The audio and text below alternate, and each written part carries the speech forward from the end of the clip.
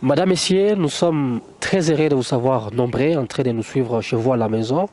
Vous le savez, l'actualité en République démocratique du Congo est caractérisée par plusieurs sujets, notamment la question CENI, Commission électorale nationale indépendante, avec la désignation et même la signature de l'ordonnance de confirmation de Denis Kadima comme président de la CENI par le chef de l'État. L'état des sièges au Nord Kivu, 6 mois après. Quel bilan? Que faudra-t-il faire? La gratuité de l'enseignement au pays.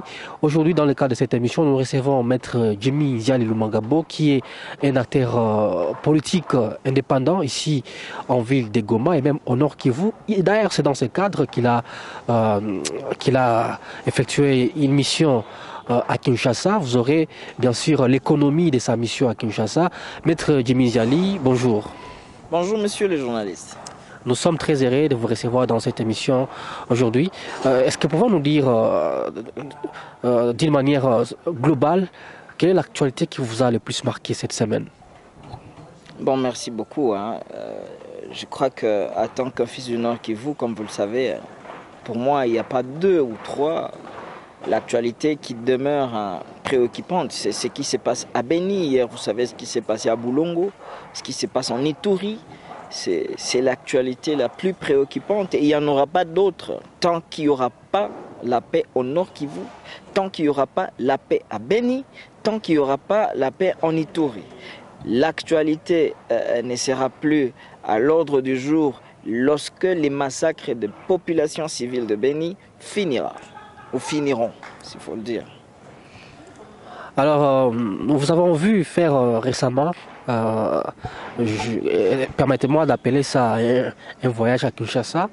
Nous avons vu sur les réseaux sociaux et même, vous l'avez évoqué vous-même, vous avez rencontré plusieurs personnalités dans la capitale congolaise, vous avez abordé plusieurs sujets, particulièrement l'état des sièges. Est-ce que vous pouvez nous faire l'économie de cette mission? Pourquoi avoir choisi ces temps? Et est-ce qu'il y a des résultats auxquels nous pouvons nous attendre? Bon, merci beaucoup David. Vous savez, nous sommes des acteurs politiques. Nous sommes beaucoup plus en province, mais de temps en temps, nous avons besoin de comprendre ce qui se passe à Kinshasa, de comprendre de quelle manière le gouvernement central, le gouvernement de Kinshasa prend en considération la situation du Nord Kivu, la situation de l'Ituri, la situation de Beni. C'est dans ce cadre-là que nous sommes décidés d'effectuer une mission à Kinshasa pour aller observer, une mission d'observation un peu comme la MONUSCO, mais également pour aller interpeller les autorités nationales, les élus du peuple et, n'est-ce pas, certains notables. Premièrement, c'était uniquement par rapport au massacre des paisibles citoyens à Beni et dans les territoires d'Irumu en Ituri. Vous savez, David, trop c'est trop. Trop c'est trop, quand même, 8 ans c'est trop. Jusqu'à quand les enfants du Nord Kivu vont continuer à essuyer leurs larmes? Jusqu'à quand les enfants de Beni vont continuer à essuyer et à enterrer leurs morts?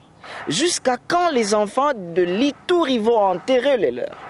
Et cette situation ne se passe qu'en Nord Kivu et en Ituri. Et donc, nous nous sommes dit, mais il est nécessaire d'aller nous rendre compte de ce qu'ils ont comme appréhension, de ce qui se passe chez nous. Alors, il y a eu dernièrement des discours du genre, ce sont eux-mêmes qui s'entretuent parce qu'il se peut qu'on a capturé un alou et qui vous dit je suis Kakule, je suis Kasereka, je suis Kampale, et on conclut les Nande s'entretuent. Ce discours fait davantage très mal lorsqu'on est en face d'un gouvernement qui, par une sorte d'irresponsabilité, commence à indexer les victimes. Tenez, nous sommes venus dire au gouvernement central, au gouvernement de Kinshasa, et nous sommes allés à Kinshasa pour leur dire que le peuple Nande n'est pas une proie, que les ongles du peuple Nande de l'Ituri ne sont pas une proie. Les Nande ne sont pas des bêtes. Nous ne sommes pas des animaux. Nous ne sommes pas des chèvres, des poules qu'on doit massacrer, qu'on doit égorger chaque jour, et 8 ans durant, nous n'avons pas le droit de parler. Mais maître, l'état de siège n'est pas une mesure punitive. L'état de siège, c'est une mesure salvatrice, n'est-ce pas, prise par le chef de l'État pour pacifier l'Est de la RDC. D'ailleurs, vous appelez-vous, acteurs politiques du Nord Kivu, à pouvoir accompagner cette mesure exceptionnelle pour cette fois-ci mettre fin à ce cycle de violence qui a duré 20 ans. Pourquoi cette agitation? Il n'y a pas d'agitation. Il y a juste un rappel. L'état de siège est soutenu. L'état de siège a donné de l'espoir. L'état de siège, comme un mécanisme qui venait et qui était venu uniquement pour aller mettre fin au massacre de Beni, c'est la plus meilleure des choses que la population du Nord Kivu, que la population de Beni, que la population de l'Ituri, n'est-ce pas, devait attendre. C'est le plus beau des messages et des décisions du chef de l'État. Mais il y a nécessité, c'est ce que nous sommes partis leur dire, qu'il y a nécessité, sérieusement, consciencieusement et honnêtement, tenant compte des données de base, des données réelles, nécessité donc d'évaluer cet état de siège. Tenez, nous sommes très d'accord que l'état de siège est une bonne mesure. Mais dès lors que, Tony, je vais vous le dire, le gouvernement doit le savoir. La population qui a vu les leurs être égorgés chaque jour, dès lors qu'on continuera à compter nos morts parce qu'il y a eu massacre pendant l'état de siège, tenez, les gens diront que l'état de siège n'a pas encore produit, même si on a capturé. L'essentiel, c'est pas de capturer. Aujourd'hui, la population, ce dont elle a besoin, c'est que les massacres finissent. Parce que ça fait quand même 8 ans qu'on cherche des solutions. L'état de siège, s'il vous plaît, l'état de siège, c'est comme toutes ces mesures, les opérations qu'on a eu à monter, opération Soukola 1, Soukola 2, opération je ne sais pas, c'est la même chose. Mais l'essentiel pour nous, population, l'essentiel pour les enfants des Bénis, l'essentiel pour les Nandés qui sont marginalisés, l'essentiel pour les Noko qui sont en Ituri, les Noko des Nandés qui sont massacrés et marginalisés, c'est de voir l'état de siège apporter une solution. Voilà pourquoi nous disons qu'il y a nécessité d'évaluer correctement et sérieusement cet état de siège. Premièrement, lorsque certains élites, certains fils de ce coin parlent de la réqualification de l'état de siège, nous pensons que si vous regardez, cher ami, le gouverneur Constant Ndima, vous regardez le gouverneur Johnny Kachama, vous vous rendez compte effectivement que nous avons en face de nous des braves messieurs, des gens qui sont déterminés à travailler et à mettre fin à ce qui se passe chez nous. Nous les soutenons et nous pensons qu'il est nécessaire qu'on leur donne le nécessaire, ce qu'il faut pour qu'ils mettent fin au massacre de Beni. Voilà pourquoi je me dis, je viens de Kinshasa, j'arrive à Goma, je me rends compte que du point de vue développemental, je sens la ville bouger. Je vois les projets d'asphaltage dans certains endroits. Je vois les pavés en train d'être, n'est-ce pas, mis ça et là dans la ville de Goma. Ça fait du bien. Aujourd'hui, si vous demandez aux agents du gouvernement provincial que le gouverneur Ndima doit partir, il ne faut pas vous attendre. Parce qu'aujourd'hui, ils ont vu leur salaire, leurs primes, leurs frais d'émission commencer à être payés. Mais il a la rétrocession qui est régulière depuis qu'il est entré en fonction, contrairement au gouverneur civil. Non, la rétrocession des combien? La rétrocession des combien? C'est pas un problème de rétro, c'est un problème de gouvernance, de bonne gouvernance, de gestion. Nous étions en train de les décrier ici. Aujourd'hui, les événements nous donnent raison. Lorsqu'on vous dit non, c'est parce qu'il a la rétrocession, ça c'est un faux argument. C'est à cause des fonds, des recettes locales d'abord que le gouverneur Ndima est en train de faire ce qu'il fait.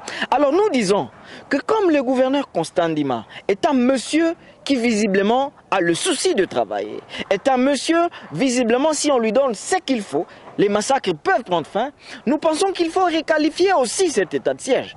En les réqualifiant, il y a plusieurs hypothèses que nous avons proposées. Premièrement, nous pensons qu'on peut démilitariser la gouvernance de la province. Ça veut dire quoi? Ça veut dire, les gouverneurs Constant Ndima, on les laisse la mission, ou soit on lui laisse les opérations dans la région de Beni, Béniville et Beni territoire. On lui donne tous les moyens qu'il faut. Parce que personne ne peut vous dire qu'aujourd'hui, le gouverneur ne peut pas être à la hauteur. On lui donne tous les moyens qu'il faut. Mais maître, il n'y a pas que Beni qui est touché par l'insécurité au Nord Kivu. Si on requalifie l'état des sièges, il y a aussi, par exemple, le territoire de Lubero, Uchuru, Massissi, où l'activisme de groupes armés est signalé. Vous allez vous rendre compte que dans mes propositions, j'ai répondu à cette préoccupation. Mais pour l'instant, quand même, la priorité des priorités, c'est la paix à Beni. C'est mettre fin au massacre des populations de Beni et de l'Ituri. C'est ça la priorité des priorités. Et donc, dans cette réqualification, nous pensons que, dans la première hypothèse, on peut laisser le gouverneur Constant Ndima se charger uniquement des opérations militaires à Beni et le gouverneur Johnny Kachama dans les territoires d'Irumu, afin qu'ils se concentrent cette énergie, cette intelligence dont ils nous ont fait montre dans leur gestion, qu'ils la consacrent au recouvrement de la paix et de la sécurité dans les régions de Beni. Je suis conscient, je suis convaincu qu'ils y arriveront, à moins que le gouvernement central ne soit pas à l'auteur d'envoyer tout ce qu'il faut comme moyen. Deuxièmement, on peut laisser le gouverneur militaire. Ce sont des hypothèses que nous donnons. On peut laisser le gouverneur militaire gouverneur, parce qu'ils ont fait preuve de bonne gouvernance d'abord et de volonté. Nous ne voulons pas parler de volonté politique, je ne sais pas si c'est volonté militaire, dans d'autres secteurs de la vie provinciale. Alors, lorsque le gouverneur Constant Ndima reste gouverneur, mais on rétablit le gouvernement provincial. On rétablit le gouvernement provincial. Pourquoi? Pour l'Assemblée provinciale. Effectivement, on rétablit le gouvernement provincial et les assemblées provinciales. Premièrement, pourquoi? Pour qu'on puisse laisser le gouverneur, qui va coordonner bien évidemment le gouvernement provincial, mais qu'on puisse lui laisser à ce gouverneur-là sa mission principale de s'occuper des situations purement sécuritaires et d'autres secteurs de la vie. Le développement, la politique, l'administration, la santé, l'éducation, on laisse ces secteurs à ces ministres provinciaux qui, eux, comme nous sommes dans l'état de siège, les députés provinciaux ne vont pas contrôler directement le gouverneur. Parce que c'est une situation exceptionnelle. Ils vont contrôler les ministres provinciaux. Parce que le gouverneur nous a montré que cette province peut faire des bonnes choses quand il y a volonté politique. Et donc, ces députés provinciaux vont contrôler les ministres provinciaux afin qu'ils ne puissent pas faire du n'importe quoi et les amener à travailler. Comme ça, s'il vous plaît, je finis par là, on allège la tâche. Non, non. Le gouverneur de province est le chef de l'exécutif provincial. L'état de siège, ce n'est pas une situation normale, c'est une situation exceptionnelle. Nous nous rendons compte que dans cet état de siège, parce que nous ne disons pas qu'il faut lever, ça sera toujours l'état de siège en province, mais comme c'est une situation exceptionnelle, soyons réalistes. Le gouverneur, lorsqu'on laisse au gouverneur Constant, au gouverneur Johnny, la tâche de maximiser les recettes, de gérer la DGRNK, la protection civile, de s'occuper de la santé, de s'occuper, n'est-ce pas, à tout bout de champ du développement de la politique, de l'administration, je pense qu'on l'embrouille un peu. Mais si on lui donne des ministres provinciaux qui sont rétablis, ces ministres-là vont s'occuper de tous ces autres secteurs-là, et bien que le gouverneur va coordonner, mais le gouverneur va se concentrer, lui particulièrement et spécialement, à la situation des massacres. Ça, c'est la deuxième hypothèse. Troisièmement, nous pensons que on peut, par exemple aussi, nous sommes dans un état de siège, on peut faire des choses. Soit, comme c'est un état de siège, le président de la République a le pouvoir de faire ce qu'il veut. La loi, elle est ce qu'elle est, vous savez, elle est faite par les hommes. Ça veut dire que le gouvernement central est en mesure de trouver toujours dans la Constitution et dans différentes lois de la République des soubassements qui vont protéger ce que je veux dire. Qu'est-ce que je vais proposer? Comme nous sommes dans un état de siège, le président de la République peut nommer un gouverneur civil. Un gouverneur civil. Et quand il nomme un gouverneur, il peut même nommer des ministres provinciaux. Il peut faire nommer des ministres provinciaux. Il peut même nommer une assemblée exceptionnelle. Et après avoir nommé un gouverneur civil de son choix, qui a un briefing, qui a une mission, avec des ministres qui ont un briefing et une mission, maintenant on laisse toujours le général Constant Ndima, on lui donne les opérations de Beni territoire, Béniville pour mettre fin au massacre. La même chose on fait en Ituri. C'est la troisième hypothèse qu'on peut faire. Si on fait cela, qu'est-ce qu'il y a comme avantage? Vous savez, il ne faudra pas que l'état de siège paraisse comme une période de tyrannie. Une période où on n'a plus droit à la parole, une période où on ne peut plus soulever. Parce qu'en fait, lorsqu'on pleure, lorsque les gens font des déclarations, lorsque les gens manifestent, c'est une manière de pleurer. Et comment se fait-il qu'on veut empêcher aux gens de pleurer? Lorsque vous attendez qu'à Goma, à Beni, à Butembo, en Ituri, on a marché où on veut marcher. C'est une manière de pleurer. Les gens sont en train de pleurer les morts de plus de 8 ans. Et donc, c'est anormal que ce même gouvernement, qui a l'obligation de nous apporter la solution, nous empêche également de pleurer. Et donc, pour l'intérêt de la psychologie, pour l'intérêt de la quiétude, et que nous nous sentions dans un état où nous avons des droits, on peut laisser l'état de siège, les opérations militaires aux militaires, la vie civile aux civils. Ainsi, nous n'aurons plus de soupçons. Vous savez très bien que nous sommes dans une région qui est très problématique et souvent on vous parle des projets de balkanisation.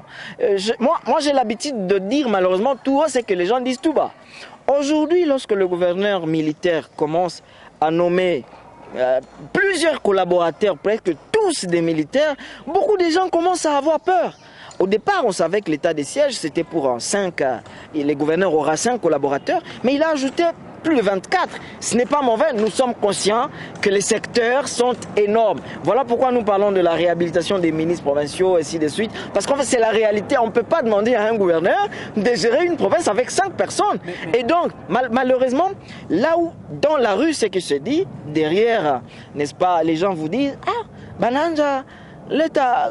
gouvernement yote gouvernement mais la basoda kuna kwa mpango gani kesho?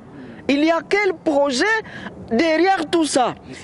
Les citoyens lambda se posent ce genre de questions. Alors, pour éviter ce genre de soupçons, parce qu'ici on a trop parlé de balkanisation, il est impérieux qu'on puisse, n'est-ce pas, qu'on puisse laisser les gouverneurs militaires ou qu'on puisse laisser les militaires s'occuper de la guerre et les civils s'occupaient de la vie civile.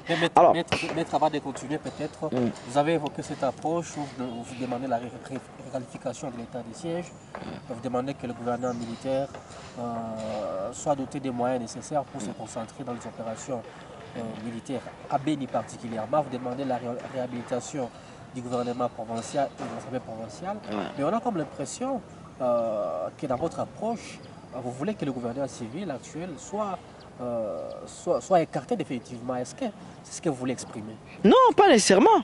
Pas nécessairement. On peut l'amener si on ne nomme pas. Quand je parle du gouvernement provincial, si on laisse le gouvernement militaire, n'est-ce pas, je parle dans le cadre de l'état de siège. Vous savez, quand on parle d'état de siège, ce n'est pas une période normale où nécessairement le pouvoir peut ramener le gouvernement. Mais si on va même ramener Kassivita, il n'y a pas de problème.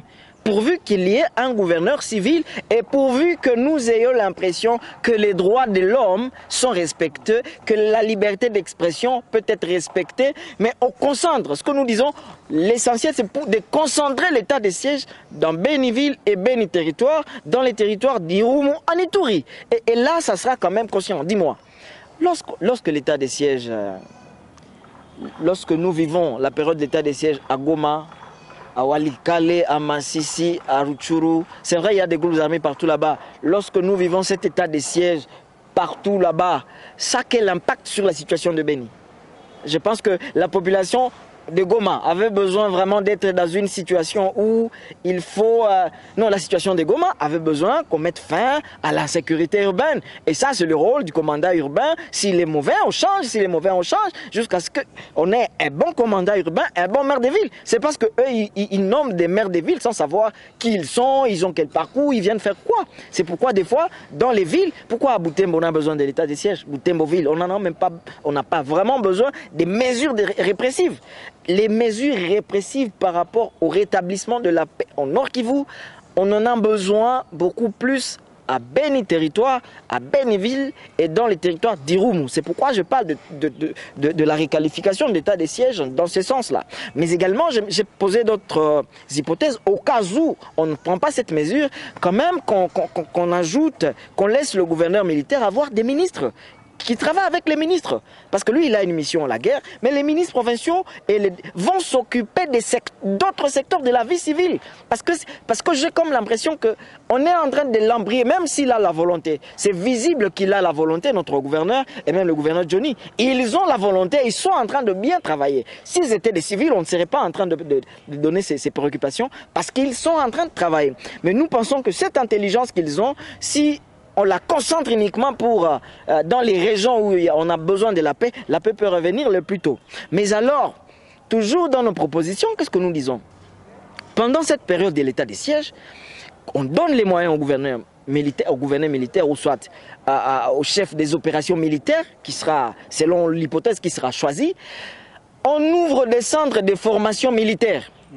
Parce qu'en fait, je suis conscient que les enfants de Beni, les enfants de Lubero, les enfants du Nord Kivu en général et de l'Ituri sont prêts de se prendre en charge. Lorsqu'on parle de l'autoprise en charge, c'est cette volonté patriotique d'être prêt à s'enrôler au sein des FRDC, n'est-ce pas, et mettre fin à la situation qui n'a que trop duré. Alors lorsque je parle d'ouvrir les centres de formation militaire, peut-être dans le Grand Nord, un centre, Nyaleke par exemple, on vous dira Nyaleke c'est dans une zone rouge, on peut même amener ça à Lubero ou ailleurs dans le territoire de Beni.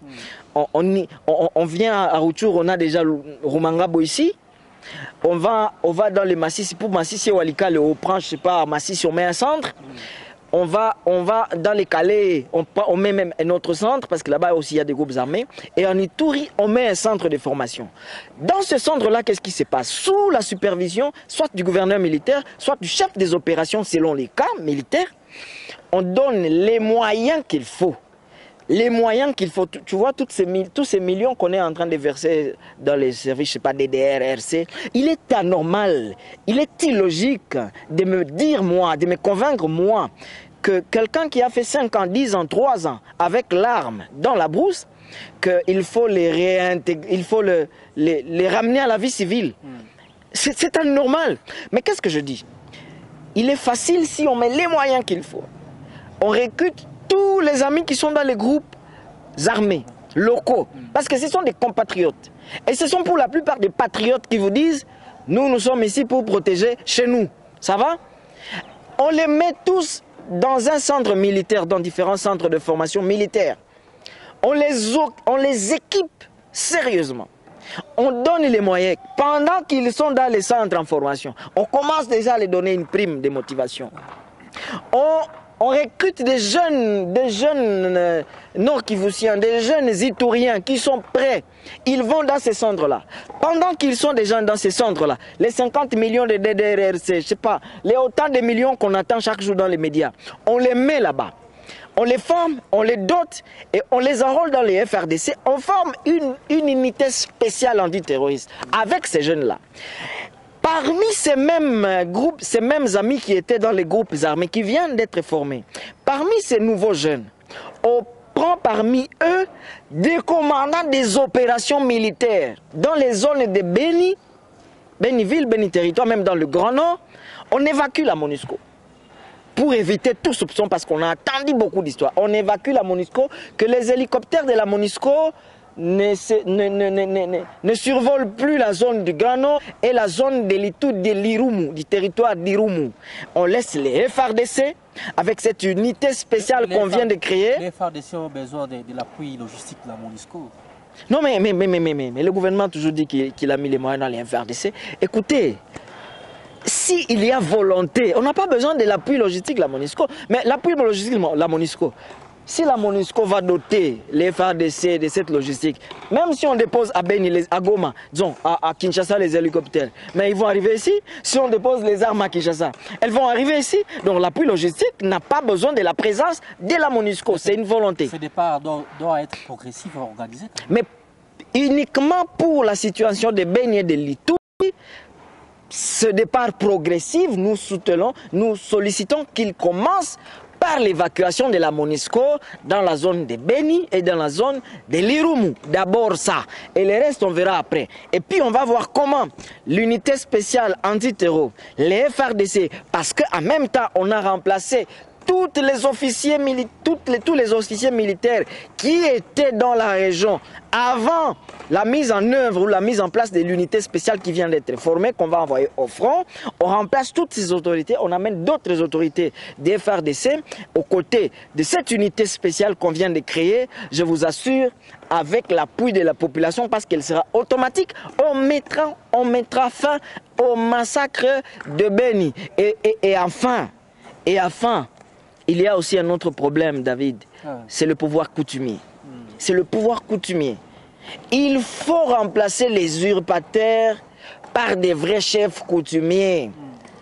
À l'époque, les pouvoirs coutumiers, quand ils n'étaient pas encore politisés, c'était une puissance extraordinaire. Vous savez que les chefs coutumiers, les vrais, s'ils existent encore, ils peuvent se réunir au nord Kivu, à Ituri.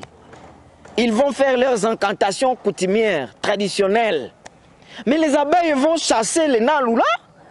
Vous faites l'apologie de la Les Nalou, ce n'est pas une sorcellerie, c'est ça la tradition. C'est la tradition africaine que vous, avec votre modernisation, vous appelez sorcellerie, surtout que tu es pasteur.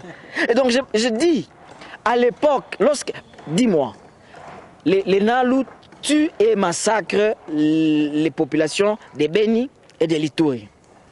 Les chefs coutumiers se mettent, ils font leurs incantations coutumières, ok? Ils envoient les abeilles contre les Nalou. Les FARDC ne vont plus dépenser en armes et munitions, en énergie, en millions. Et deux, la paix va revenir. Alors, si c'est une sorcellerie, comme tu l'as dit là, mais qui apporte la paix pour que les enfants de Dieu ne soient plus massacrés, toi tu vas dire, je reste avec la Bible, continue à mourir. Maître, est-ce que vous pensez... Et je ne suis pas contre la Bible. Est-ce que vous pensez que la résolution ou même, n'est-ce pas, l'implication de l'autorité provinciale dans les règlements des conflits coutumiers va aussi, n'est-ce pas, contribuer à la réussite de l'état de siège? Quelle que soit la méthode qui sera utilisée, par qui, avec qui, si on parvient à remplacer les chefs coutumiers usurpateurs par de vrais, si on arrive à mettre des vrais chefs coutumiers, que ce soit par le gouverneur, que ce soit pas par lui, que ce soit par qui que ce soit, mais si on parvient à rétablir le pouvoir coutumier, je suis confiant qu'ils ont vraiment une part de responsabilité à jouer dans toutes ces situations si sécuritaires qui se passent chez nous, et même les groupes armés, tout ce que vous voulez. Et donc vous vous rendez compte, David, que j'ai parlé de la réqualification d'état des sièges, j'ai donné certaines hypothèses, et donc dans ma compréhension, l'état des sièges doit demeurer, mais il doit être réaliste, il doit répondre aux attentes directes de la population. Nous avons la chance ou l'avantage d'avoir à la tête de la province des autorités cette fois-ci qui démontrent qu'ils ont une certaine volonté et qu'ils ont une intelligence. Pourquoi ne pas profiter de cette intelligence pour la concentrer d'abord dans l'éradication des massacres de Beni, et après, je suis d'accord même, moi, que même si on dit on réqualifie l'état des sièges, le gouverneur va s'investir et va s'installer à Beni, mais on lui donne des moyens. La question n'est pas aller s'installer seulement à Beni, c'est lui donner les moyens. Et je suis confiant que même s'il finit la guerre, si on me dit qu'il va rester gouverneur du Nord Kivu pendant 5 ans jusqu'à la fin du mandat, je serai d'accord, parce qu'au moins aussi, il a démontré qu'avec les peu de moyens, la volonté politique ou la volonté de faire les choses, on peut faire quelque chose de grand. Je ne suis pas d'accord, je viens de Kinshasa, David. J'ai vu là-bas les gouverneurs de la province de Kinshasa, le premier ministre, disons, lancer les travaux de réhabilitation de 46 km dans la ville de Kinshasa, ce qui est une bonne chose, une très bonne chose. Mais tous ces millions-là, pourquoi on ne veut pas les donner à Constant Ndima, à Johnny Kachama? Qu'on donne d'abord ces millions à Constant Ndima, à Johnny Kachama, qu'on le suit. On dit, monsieur Constant Ndima, mon général, voici 100 millions de dollars. Dites-nous ce que vous voulez pour mettre fin à ce qui se passe à Beni. Choisissez vous-même les collaborateurs avec lesquels vous voulez travailler. Mais avec la volonté que les amis, les gouverneurs que nous avons ici ont. Mais vous voyez vous-même Johnny, à Ituri, il est au four et au moulin. Et donc si on leur donne les moyens humains, matériels, financiers qu'il faut, la situation ne va plus perdurer et l'état des sièges va s'écourter. Parce qu'il ne faudra pas qu'on puisse rester à jamais dans une situation de l'état des sièges. nous devons revenir à la vie normale. Regardez aujourd'hui les amis qui ont voulu marcher, manifester. Je vous ai dit que manifester, c'est une manière de pleurer. Mais bon, ils ont été, pour la plupart aujourd'hui, maintenant ils se cachent. Et donc, il ne faut pas que pendant que nous pleurons, qu'on puisse en même temps nous mettre dans une situation où, comme si on se moquait de nous. Merci beaucoup. Je rappelle que nous recevons dans le cadre de cette émission Maître Jimmy Nziaye Lumangabo, qui est un acteur politique indépendant de la ville de Goma. Avec lui, nous abordons plusieurs sujets d'actualité au pays, notamment l'état des sièges. Il a proposé la réqualification de l'état des sièges et cela doit passer par quelques approches selon lui, notamment le rétablissement des assemblées provinciales, de l'Assemblée provinciale et le gouvernement provincial. Il propose aussi, selon ses dires, par rapport à ces approches, la nomination d'un gouverneur et même des députés provinciaux. Il propose aussi qu'il y ait de l'ordre dans les secteurs coutumiers parce qu'il a estimé qu'avec ce à quoi nous assistons, il y a beaucoup de dérapages, il y a aussi beaucoup à faire. Alors nous allons poursuivre. Il propose aussi l'ouverture des centres de formation des jeunes, il propose les rajeunissements de l'armée pour pouvoir mettre tous ces assises ensemble et même la prise en charge des rendus dans le cadre du programme PDRCC afin d'accélérer le processus de paix lancé par le chef de l'État. Donc nous allons prendre juste une petite pause avant d'aborder la gratuité de l'enseignement, le dossier CENI